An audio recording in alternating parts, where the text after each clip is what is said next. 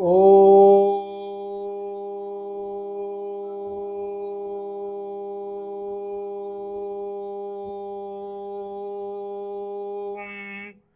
नमो भगवते वासुदेवाय।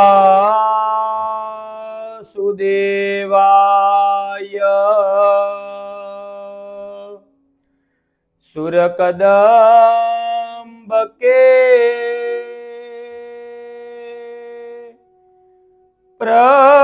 प्रश्रयेण वे नियत सेविताम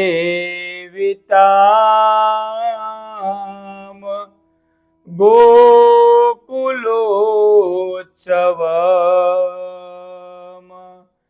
किरीटकुण्डलम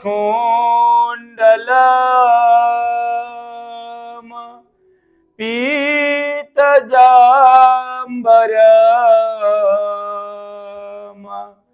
थलनिषूदनम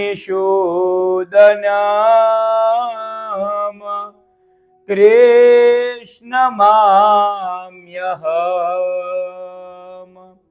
खलनिषूदनम कृष्णमाम्यहम्।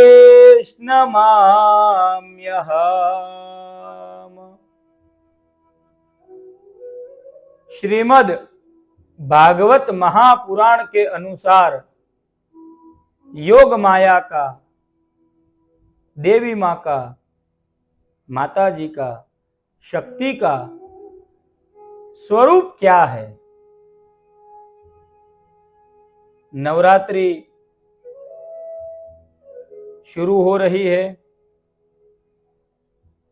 नवरात्रि में हम शक्ति की उपासना करते हैं, देवी माँ की उपासना करते हैं।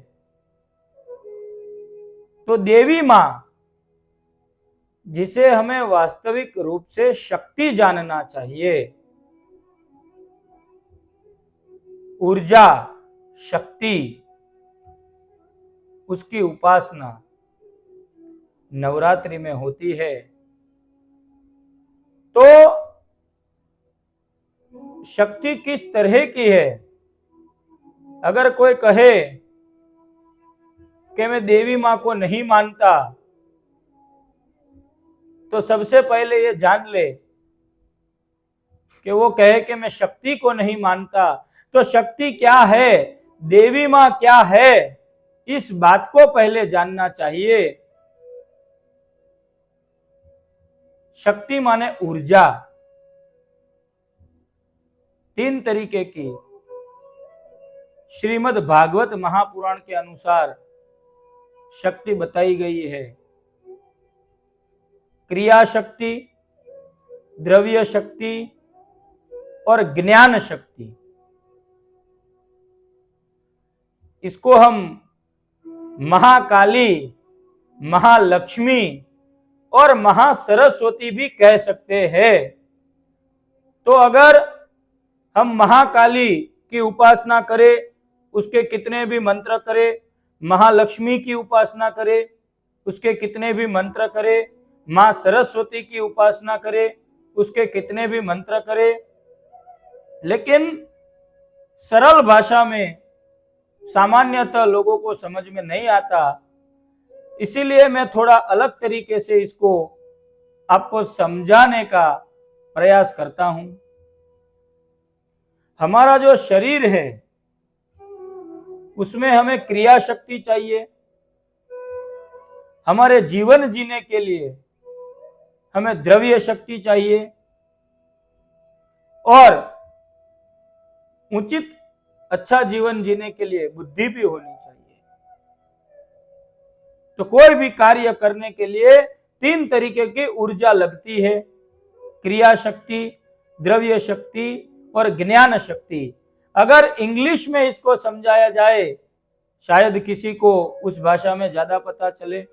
हालांकि हमें हमारी भाषा के ऊपर गर्व होना चाहिए, लेकिन चीजें नहीं समझ में आए इससे तो अच्छा है किसी भी भाषा में समझ में आए।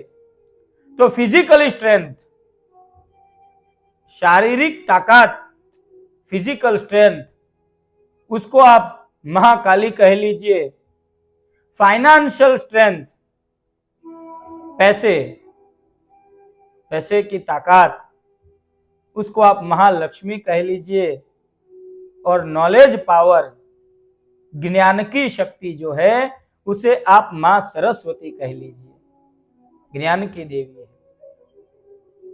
अब आप समझेंगे कि महाकाली, महालक्ष्मी और मां सरस्वती क्या है। तो किसी भी कर्म को करने के लिए आपको ये तीन शक्ति लगेगी।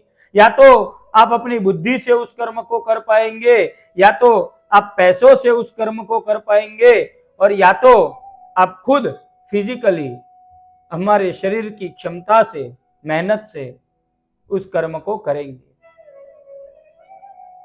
तो ये तीन ऊर्जा जो है, महाकाली, महालक्ष्मी और महासरस्वती, मिलके देवी मां का पूर्ण स्वरूप होता है, जिसे हम मां अंबा, जगदम्बिका, शक्ति कहते हैं। तो तीन शक्ति प्रधान है, तीन देव जैसे प्रधान है, ब्रह्मा, विष्णु और महेश। तो भगवान विष्णु सबका पोषण करते हैं, माध्यम क्या है? लक्ष्मी।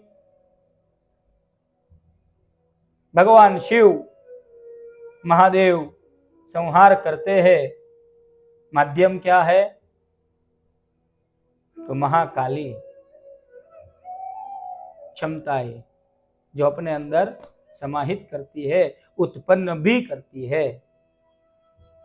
तो इसी तरह से जो नवरात्रि शुरू हो रही है, उसमें हमें जानना चाहिए कि जो देवी मां है, ज्ञान शक्ति के स्वरूप में हम सरस्वती की पूजा करते हैं, द्रव्य शक्ति के स्वरूप में मां लक्ष्मी की पूजा करते हैं, और क्रिया शक्ति, काम करने की क्षमता, फिजिकल स्ट्रेंथ के स्वरूप में हम महाकाली की पूजा करते हैं। इससे देवी मां का पूर्ण स्वरूप बनता है। इसको और अच्छे तरीके से समझाने के लिए कि एनर्जी जो है, शक्ति जो है, ये परिवर्तित होती है, इसलिए उनके भिन्न भिन्न नाम है। तो देवी मां के कई स्वरूप है, लेकिन शक्ति मूलतः एक है। अगर आप किसान है, तो किसान अपने खेत में बीज बोता है, वह एक बीज अनेक होके प्रकट होता है, शक्ति कार्यरत है। अब आपके घर में जो बीज आया धान्य स्वरूप में, उसे आप बीज शक्ति मान लीजिए, लेकिन उस धान्य को जब आपने खाया तो वो आपके शरीर की ताकत बन गई।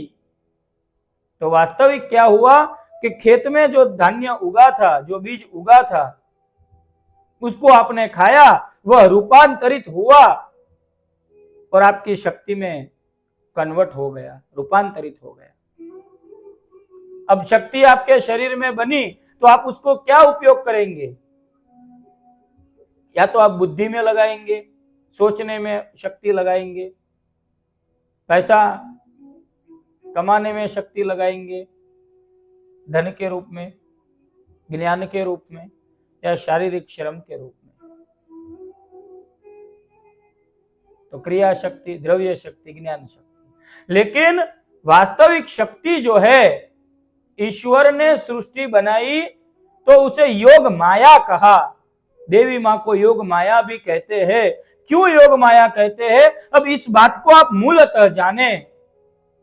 श्रीमद् भागवत महापुराण में लिखा है, अब आपके पास शक्ति आ गई, किसी के पास बहुत ज्यादा शारीरिक बल है, फिजिकल स्ट्रेंथ है, तो किसी की रक्षा करने के लिए क्या वो उसको उपयोग नहीं कर सकता धर्म के मार्ग में? लेकिन वह अपना शारीरिक बल किसी को जोर जबरदस्ती दिखाने में लगाए, पाप कर्म में लगाए, ये भी तो हो सकता है। तो शक्ति जो है उसे योग माया इसलिए कहा है कि उस शक्ति के मद में फंसे और उस शक्ति का यदि आपने दुरुपयोग किया, गलत इस्तेमाल किया, तो फिर तो ये चीज गलत हो जाएगी। अगर पैसा है तो पैसे से धर्म किया जा सकता है, किसी की मदद की जा सकती है, यज्ञ यज्ञादि हो सकता है। पैसा तो साधन है, साध्य नहीं है। तो उस पैसे का कुछ सदुपयोग हो फिर तो ठीक है, लेकिन उसी पैसे से जब पाप होने लगे तो देवी मां जो शक्ति है, जो ऊर्जा है, मां लक्ष्मी के रूप में उसका आपने दुरुपयोग किया है, पाप की शुरुआत की। तो पैसे का पावर, किसी के पास नॉलेज पावर है, ज्ञान शक्ति मां सरस्वती की कृपा है, ठीक है, ज्ञान प्राप्त हुआ, लेकिन ज्ञान सही हुआ और सही जगह पे उस ज्ञान को लगाया फिर तो ठीक है। परोपकार के लिए, किसी के कल्याण के लिए शक्ति है, तो शक्ति का शक्ति सबके पास है। किसी के पास पैसों के रूप में है, किसी के पास ज्ञान के रूप में है, किसी के पास शारीरिक बल के रूप में है। महाकाली है, महालक्ष्मी है, महासरस्वती है। तो नवरात्रि में उस शक्ति की उपासना में यह संकल्प करे कि हमारे पास जो शक्ति है, हे मां, वो आप स्वयं है और उस शक्ति को हम गलत काम में नहीं लगाएंगे। मेरे हिसाब से ये शक्ति की सर्वश्रेष्ठ और सबसे अच्छी पहली पूजा होगी। भगवत कृपा से उस शक्ति को आपने प्राप्त किया है तो उस शक्ति को अच्छे काम में लगाए, उस ऊर्जा का जतन करे, देवी मां को ऊर्जा के स्वरूप में देखे। ये नवरात्रि का सबसे बड़ा और प्रधान महत्व है। 9 दिनों में माता जी के 9 स्वरूप दिखाए गए हैं। प्रथमम शैलपुत्री च, द्वितीयम ब्रह्मचारिणी, तृतीयम चंद्र घंटेति, कुष्मांडेति, चतुर्थकम पंचमम स्कंद मातेति, षष्टम कात्यायनीति च, सप्तमम कालरात्रीति, महागौरीति चाष्टमम, नवमम सिद्धिदात्री च, नव दुर्गा प्रकृतिता, उक्तानि एतानि नामानि ब्राह्मणे व महात्मना।